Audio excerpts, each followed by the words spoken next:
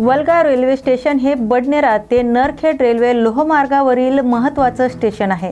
आज दिनांक 11 मे 2025 रोजी अमरावती ते नरखेड व नरखेड ते कांचीगुडा ह्या दोन्ही ट्रेन सकाळी ठीक 7 वाजता आपल्या नियोजित वेळी वलगावला पोहोचल्या असता एक महिला रेल्वेच्या खाली जाऊन बसली। प्रत्यक्षदर्शी सूत्राकडून मिळालेल्या माहितीनुसार पारिवारिक वादातून हे नाट्य घडले असून बातमी प्रकाशित होईपर्यंत महिलेचे नाव कळू शकले नाही, पण काही प्रत्यक्षदर्शींच्या मध्यस्थीने महिलेला सुरक्षित बाहेर काढण्यात आले। मात्र वलगाव रेल्वे स्टेशनला सुरक्षा जवानाची उपलब्धता करून देणे महत्त्वाचे आहे।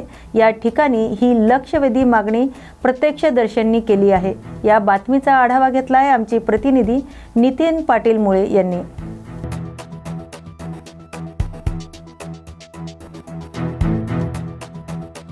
कुठलाही परवाना नसताना अवैधरित्या उत्खनन करून हजारो ब्रास वाळू माफिया चोरून नेत आहे। यावर तहसीलदार, उपविभागीय अधिकारी, जिल्हा अधिकारी कोणतीच कार्यवाही करत नसून महसूल प्रशासनाचा लाखो रुपयाचा कर पाण्यात बुडत असल्याची तक्रार संरक्षण समितीचे जिल्हा सचिव गाडे पाटील यांनी प्रशासनाकडे केली आहे। बिलोली तालुक्यातील गजगाव येथे अवैधरित्या वाळू उत्खनन चोरी होत असून हजारो ब्रास वाळू ही दिवसभरात 100च्या वर हायवा व जेसीबीच्या सहाय्याने उत्खनन केली जात आहे। त्यामुळे पर्यावरणास धोका पोहोचत असून शासनाचा महसूल बुडवून वाळू माफिया मालामाल होत असल्याचं दिसून येत आहे। याकडे मात्र संबंधित महसूल प्रशासन व पोलीस प्रशासन डोळेझाक करीत असल्याचं दिसत आहे। यांच्यावर त्वरित कार्यवाही करावी, अन्यथा विभागीय आयुक्त कार्यालयासमोर उपोषण करणार असा इशारा शशिकांत गाडे पाटील यांनी प्रशासनाला दिला आहे। नमस्कार, मी शशिकांत गाडे पाटील, पत्रकार संघटना नांदेड जिल्हा सचिव। आज मी गंजगाव इथे आलेलो आहे। त्या अगोदर सुद्धा मी 2 महिन्याखाली गंजगाव इथे आलो असतो आणि त्यावेळेस 1912चा परवाना होता आणि त्यावेळेस 4 जेसीबी झाली उत्खनन होतं आणि त्यावेळेस प्रशासनाने कारवाई सुद्धा केली होती या धक्क्यावर, या वाळू धक्क्यावर। पण तर काही कालांतरानं कुठं काय मॅनेजमेंट झालं, पुन्हा जेसीबी सोडण्यात आले, पुन्हा ट्रक हायवा सोडण्यात आले आणि आता सुद्धा दुसऱ्यांदा धक्का प्रायव्हेट म्हणतात त्याला, प्रायव्हेट धक्का 1600 बरासचा सुटलेला असताना 1600 बरास प्रायव्हेट जमिनीमध्ये मोजमाप नाही, पार त्या कोणत्यापर्यंत तुम्ही आज बघू शकता। पलीकड सुद्धा उत्खनन चालू आहे, ते पण 4 जेसीबीद्वारे आणि 100 गाड्या, ते हजारो गाड्या रोजच्या इथं जेसीबीद्वारे उत्खनन चालू आहे आणि ते गाड्या इथून वाहतूक होतात आणि झिरो रॉयल्टीमध्ये आहेत। ती इनवाईस बघितलं, 300 इनवाईस काहीतरी 300 बराच यांनी दाखवलेलं आहे आतापर्यंत आणि अजून काहीतरी बाकी आहे। तुम्ही सांगतो मी इथल्या प्रशासनाला की इथले तहसीलदार साहेब, वनखनिजचे मंडळ अधिकारी असो, तलाठी असो, उपविभागीय अधिकारी असो, हे सगळे मॅनेजमेंट असून मागे आम्ही एक निवेदन दिलेलं आहे, लेखी तक्रार केलेली आहे, यांची चौकशी झाली पाहिजे। त्या चौकशी अंतर्गत त्यांच्यावर कारवाई सुद्धा झाली होती। कारवाई झाल्यावर सुद्धा हा धक्का कसा चालू झाला आणि प्रायव्हेट जमिनीमध्ये काढलं तर पेरा निघतोय आणि त्या पेऱ्यामध्ये ही वाळू उत्खनन आलं कुठं? यांची सीमा लागलेली नाही, कुठे झेंडे नाहीत, कुठे मोजमाप नाहीत, CCTV कॅमेरे नाहीत, कुठं त्यांचं वजन काटा चालू नाही, तुम्ही आपण बघू शकता सगळं। आणि माझी विनंती आहे जिल्हाधिकारी महोदय साहेबांना की यांची चौकशी केली पाहिजे। जिल्हाधिकारी साहेब, तुमच्यानं कारवाई होत असेल तर आम्ही उपविभागीय अधिकाऱ्यांनी जर कारवाई होत असेल, जिल्हाधिकाऱ्यांनी कारवाई होत असेल तर विभागीय आयुक्त साहेबांकडे आम्ही जाऊन बसणार आहोत आणि तिथपर्यंत आपल्या नांदेड जिल्ह्याची बदनामी होऊ नये। मी विनंती करतो जिल्हाधिकारी साहेबांना की त्वरित तिथं कार्य करून हे जप्त करावे साहित्य। नांदेड जिल्ह्याचे माजी मुख्यमंत्री अशोकजी चव्हाण साहेबांनी काल DPTC मीटिंगमध्ये त्यांनी सांगितलं की नांदेड जिल्ह्यात अवैध उत्खनन वाळूवर कारवाई करण्यात यावी आणि नांदेड जिल्ह्याचे पालकमंत्री अतुल साळवे सर यांनी सुद्धा सांगितलं की कारवाई कोण करणार आहे, कारवाई व्हा की यांचे पाकिटे वाढायचे अधिकाऱ्यांचे, हेच समजत नाही। यांच्यावर कारवाई झाली पाहिजे, हे जप्त झालं पाहिजे, झिरोमध्ये गाड्या चालणाऱ्या ते जप्त झाल्या पाहिजेत आणि यांच्यावर कडक कारवाई करावी शासनाने। कारण आज नदी आटलेल्या आहेत, पाणी नाही गोदावरी नदीला, मांजरा नदीला, कुठे बघितलं तर। आणि वाळू म्हणजे एक आपण लहान बालक म्हणतो, जो आई पोचते, महिन्याचं गर्भधारण म्हणतो, त्या गर्भापेक्षा भयानक ही वाळू असते। याच्यात जलप्राणी जगतात आणि हे पूर्ण नाश करण्याचं, पर्यावरण धोका करण्याचं काम हे माफिया करत आहे। यांना कोणाचा आशीर्वाद, यांच्यावर तात्काळ कारवाई करावी ही नम्र विनंती। भारताने ऑपरेशन सिंदूरच्या माध्यमातून पहलगाम हल्ल्याचा बदला घेतला। त्यानंतर भारतीय सैन्य दल आणि भारत सरकारच्या सन्मानार्थ आज शिवसेना शिंदे गटाच्या वतीने भारतीय शस्त्र दलाला मानवंदना अर्पण करण्यासाठी सिंदखेड राजा येथे सकाळी 11 वाजता स्थानिक छत्रपती शिवाजी महाराज स्मारकापासून माजी आमदार डॉक्टर शशिकांत खेडेकर यांच्या नेतृत्वाखाली मोटरसायकल रॅलीचे आयोजन करण्यात आले होते। ही मोटरसायकल रॅली शहरातील मुख्य अमर जवान चौकासमोर संपन्न झाली। या प्रसंगी पाकिस्तान मुर्दाबादची घोषणा करण्यात आली आणि या ऑपरेशन सिंदूरमध्ये वीरगती प्राप्त झालेल्या जवानांना श्रद्धांजली देण्यात आली। यावेळी माजी आमदार डॉक्टर शशिकांत खेडेकर, उपजिल्हा प्रमुख दीपक बोरकर, शिवसेना शहर प्रमुख गोपाल व्यास, माजी नगरसेवक विजयदेव उपाध्याय, नंदन खेडेकर, श्रीनिवास खेडेकर, अमोल काकड, सौ भाग्यश्री खेडेकर, सौ संगीता मोगल, राजेश सपाटे, शिवसेनेचे पदाधिकारी व कार्यकर्त्यांचे या मोटरसायकल रॅलीत सहभाग होता। या बातमीचा आढावा घेतलाय आमचे प्रतिनिधी रघुनाथ आघाव यांनी। पाकिस्तानच्या कुरापती आपल्या या भारत देशाविरुद्ध सतत सुरू होत्या। त्यांनी कुरापत काढली, पहलगामचा त्या ठिकाणी घटना घडली आणि त्याचा बदला घेण्यासाठी हे भारत पाकिस्तान युद्ध या ठिकाणी भारतानं सुरू केलं आणि कधी नव्हे तो एवढा यशस्वी पराक्रम आपल्या भारतीय वीरांनी त्या ठिकाणी दाखवला।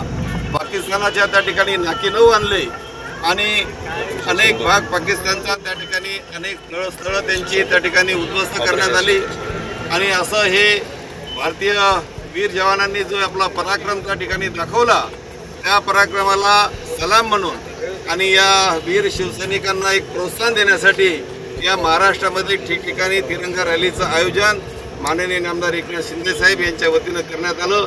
आपल्या जिल्ह्यामध्ये सुद्धा आपले नेते लाडके खासदार केंद्रीय मंत्री प्रतापराव जाधव साहेब यांच्या मार्गदर्शनानुसार सुद्धा या जिल्ह्यामध्ये या भव्य तिरंगा रॅली त्या ठिकाणी आयोजित करण्यात आलेल्या आहेत। परंतु काही कारणास्तव या रॅल्या त्या ठिकाणी रद्द झालेल्या आहेत। आज देऊळगाव शहरामध्ये सुद्धा या ठिकाणची रॅली होईल की नाही ही कार्यकर्त्यांच्या मनामध्ये शंका होती। रद्द झाल्याचे मेसेजेस ठिकठिकाणी व्हायरल झाले, त्यामुळे संख्या जरी कमी असली तरी जी मंडळी या ठिकाणी आली त्यांना संदेश पोहोचला नाही, त्यांच्यासाठी आपण ही छोटीशी एक भव्य तिरंगा रॅली या ठिकाणी आयोजित केली। छत्रपती शिवाजी महाराजांच्या पुतळ्यापासून तर अमर जवान चौकापर्यंत या रॅलीचं आपण त्या ठिकाणी थोडक्यामध्ये आयोजन त्या ठिकाणी केलं होतं। या ठिकाणी शूरवीरांना, भारतीय वीर शूरवीरांना या ठिकाणी सलाम देण्यात आला। त्या ठिकाणी त्यांना प्रोत्साहनपर या ठिकाणी मानवंदना त्या ठिकाणी देण्यात आली। यामध्ये जे काही आपले जवान शहीद झालेत त्यांना सुद्धा या ठिकाणी श्रद्धांजली अर्पण करण्यात आलेली आहे आणि या रॅलीचा समारोप परमपूज्य बालाजी महाराजांचं दर्शन घेऊन त्या ठिकाणी आरती करून जर युद्ध हे पुनश्च सुरू राहिलं तर आपल्या भारतीय सैन्य दलाला त्या ठिकाणी विजयी मिळो यासाठी बालाजी महाराजांची प्रार्थना करून या रॅलीचा समारोप त्या ठिकाणी भारत माता की जय। वाळवा तालुक्यातील कणेगाव येथे महाराष्ट्र शासनाच्या मार्फत पूरबाधित रेषेचे संरक्षण करण्यात आले। यावेळी ड्रोनद्वारे पूर्व अधिक रेषेचे संरक्षण करून शासनाला पाठपुरावा करण्यात येणार आहे, कारण कर्नाटकमधील अलमटी धरणाची उंची वाढवण्याच्या शक्यतेमुळे पूर्वबाधित क्षेत्राचे सर्वे करण्यात आले। या प्रसंगी शासनाचे कर्मचारी उपस्थित होते। या बातमीचा आढावा घेतलाय आमचे प्रतिनिधी कृष्णांत पाटील यांनी। या ठिकाणी ड्रोनद्वारे महापुराचं सर्वेक्षण सुरू आहे। गेल्या 100 वर्षात जे आलेले महापूर आहे त्याचा सर्व अभ्यास करण्यासाठी सर्वेक्षण चालू आहे। रिसोड येथे आज बौद्ध पौर्णिमा दिनांक 12 मे 2025 रोजी सकाळी 9 वाजता शहरातून भव्य मिरवणुकीचे आयोजन करण्यात आले होते। भगवान गौतम बुद्ध यांच्या जयंती अनुषंगाने रिसोड शहरातून तथागतांची शोभायात्रा काढण्यात आली। या शोभायात्रेमध्ये बौद्ध उपासक आणि उपासिका मोठ्या संख्येने उपस्थित होते। ही मिरवणूक राजमाता जिजाऊ चौक, छत्रपती संभाजी महाराज चौक, डॉक्टर बाबासाहेब आंबेडकर चौक, सूर्यपुत्र शनी मंदिर, नवीन सराफा लाईन ते दिगंबर जैन मंदिर समोर अष्टभुजा माता चौक, आप्पास्वामी चौक मार्गे जय संताजी चौक, छत्रपती शिवाजी महाराज चौक अशा मुख्य मार्गाने मार्गक्रमण करीत शोभायात्रा आपल्या नियोजित स्थळी पोहोचली। त्यानंतर तथागत गौतम बुद्धांच्या जयंतीनिमित्ताने आयोजित कार्यक्रम संपन्न झाला। यावेळी पोलिसांचा चोख बंदोबस्त होता। बौद्ध बांधव आणि भगिनी यांनी या कार्यक्रमाची शोभा वाढवली। हा कार्यक्रम यशस्वी करण्यासाठी युवकांनी अथक परिश्रम घेतले। या बातमीचा आढावा घेतलाय आमचे प्रतिनिधी ज्ञानेश्वर प्रसाद यांनी।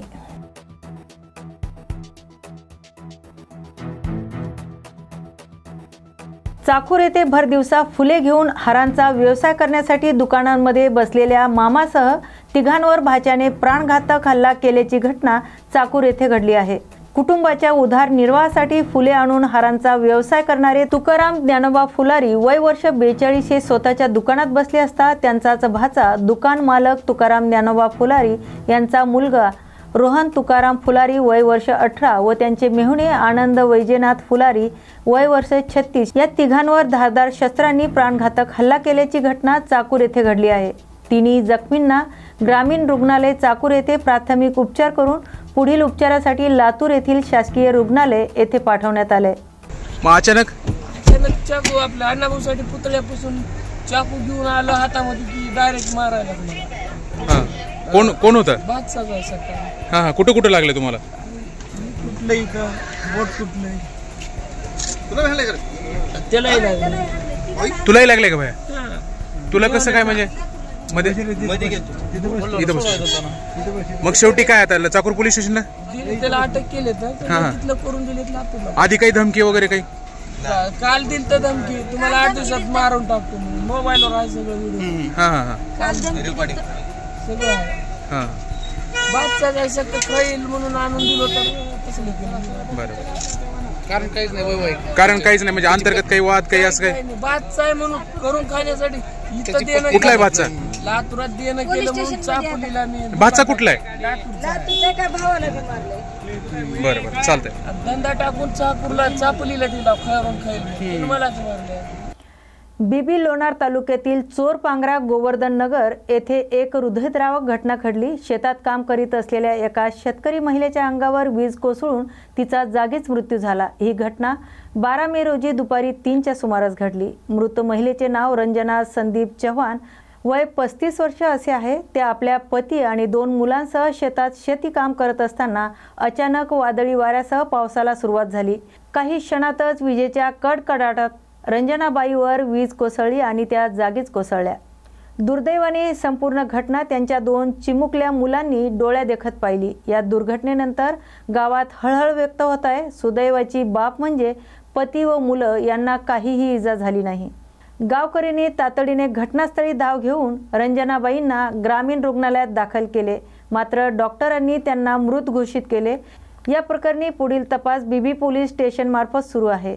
या बातमीचा आढावा घेतलाय आमचे प्रतिनिधी रघुनाथ आघाव यांनी।